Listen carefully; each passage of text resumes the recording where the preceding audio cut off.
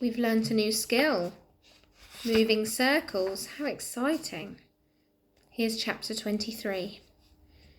Varjak woke from his dream in the alley. It was night time again. He and Holly had slept through the day. A street light buzzed on and off behind him.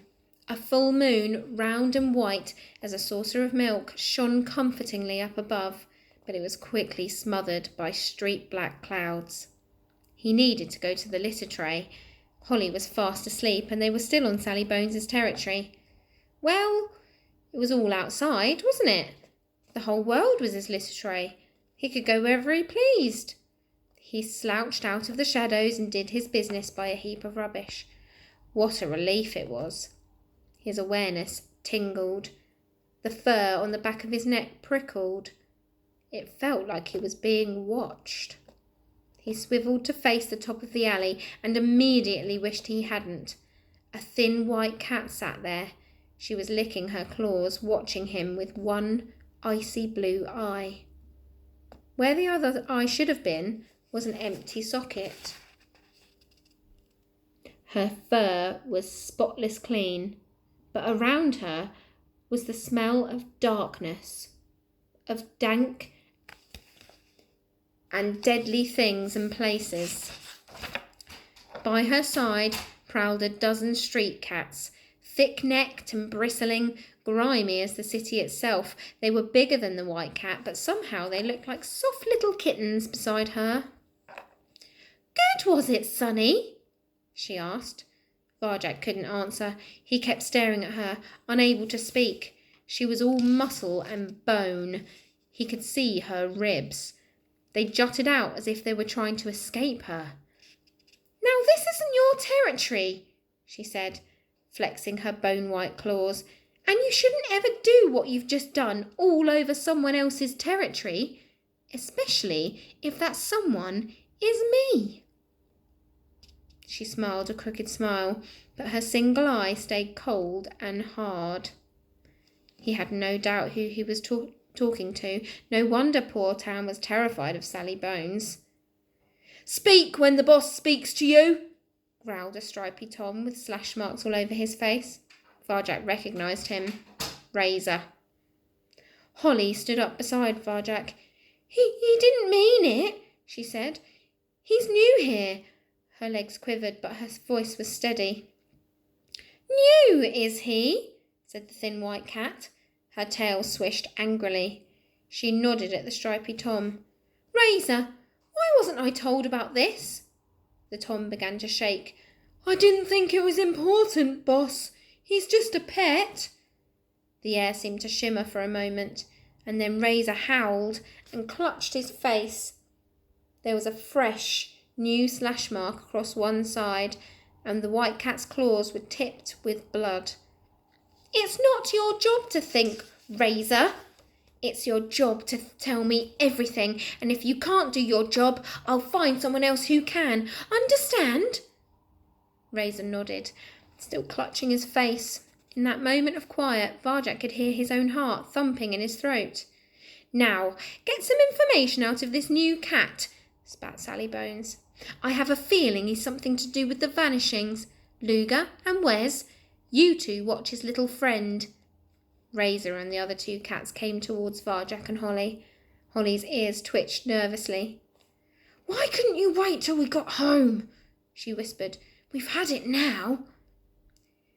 "We could make it over these walls," said Varjak, searching for a way out. "They'd only catch us. At least Razor's doing it, not her." Holly shivered. "Just don't tell them about my alleys, okay?" Razor marched up to them, eyes slitted, claws glinting.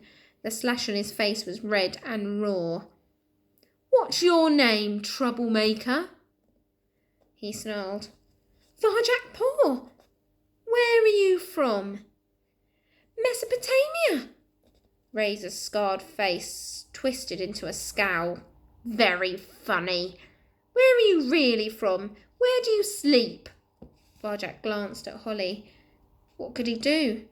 Anything he said could give her secret away. He could only keep it by staying silent. "Are you going to open up?" said Razor. His mouth curled back, baring his teeth. Or do I have to open you up? There was no sound at all in the alley except the streetlight's buzz. Varjak kept his mouth shut. They all stared at him. Razor, Sally Bones, her gang, all staring at him. Varjak felt boxed in and alone. The pressure mounted on his head, but he stared straight back at Razor without a word. He was determined not to look away. "Well?" demanded Razor. The Tom's eyes burned into him, but Varjak hung on. "Don't look away. Don't let him win. Hang on, hang on, hang on." Somewhere in the distance a monster roared. Razor blinked and looked away. Varjak relaxed, and in that instant something slashed his cheek. Razor's claws. Varjak reeled back, stunned. His head was on fire. "I'm going to teach you a lesson you'll never forget," growled Razor. He came forward. Varjak lashed out. The street cat dodged easily and jabbed his jaw in return. Blood sprayed from Varjak's face in a thick red fountain. Another hit to the face. Varjak's legs felt weak. Out of the corner of his eye he saw Holly start to move, but Luga and Wes moved faster, blocking her off. It was just him and Razor.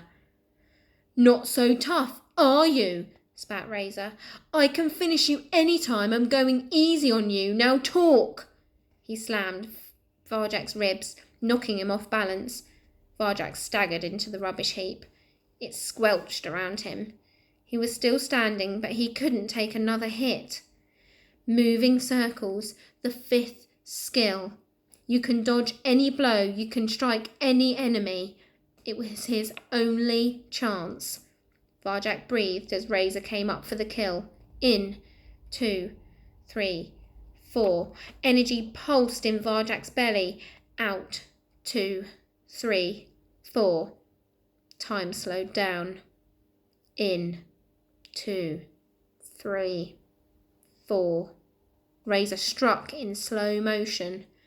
Out, 2, 3, 4. Varjak made a moving circle. In, 2, 3, 4. Razor missed. Out, 2, 3, 4. This is good, thought Varjak. He could see the others staring at him. Holly's mouth hung open in surprise. Razor bared his teeth, came in again. Moving as if through mud, Varjak opened his circle, let loose the energy, and hit Razor with everything he had, right between the eyes.